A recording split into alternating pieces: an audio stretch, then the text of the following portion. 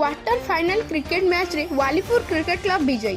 कुंभारपड़ा श्री श्री लड़ुकेश्वरी उच्च माध्यमिक विद्यालय क्रीड़ांगन में बजरंगी क्रिकेट क्लब 2022 टूर्नामेंट अनुष्ठित हो जाइछि। उक्त मैच रे युव शिक्षक तथा समाजसेवी बिभ्रांति रंजन मुदुली मुख्य अतिथि रूपे जोगदे खेल को उद्घाटन करथिले। टूर्नामेंट तृतीय दिवस रे कुंभारपड़ा बजरंगी क्रिकेट क्लब और वालीपुर क्रिकेट क्लब मध्य खेल अनुष्ठित होइथिला। प्रथमे कुंभारपड़ा बजरंगी क्रिकेट क्लब टॉस जीति बैटिंग करिया पई निष्पत्ति नेइथिले। निर्धारित 12 ओवर रे 8 विकेट हराई 79 रन संग्रह करथिले। एहार जवाब रे वालीपुर क्रिकेट क्लब 7 ओवर रे 2टी विकेट हराई 80 रन संग्रह करी विजयी होइथिले। आजिर मैच को श्रीकांत जेना और गोकुल पंडा परिचालना करथिले। सोमवार मध्यखंड क्रिकेट टीम बनान ढोलमारा क्रिकेट टीम मध्य खेल अनुष्ठित हेबो बोली आयोजन तरफ सूचना मिली। कुंभारपड़ारू विजय कुमार सेठी रिपोर्ट, समता खबर। आपण देखुथिले समता खबर।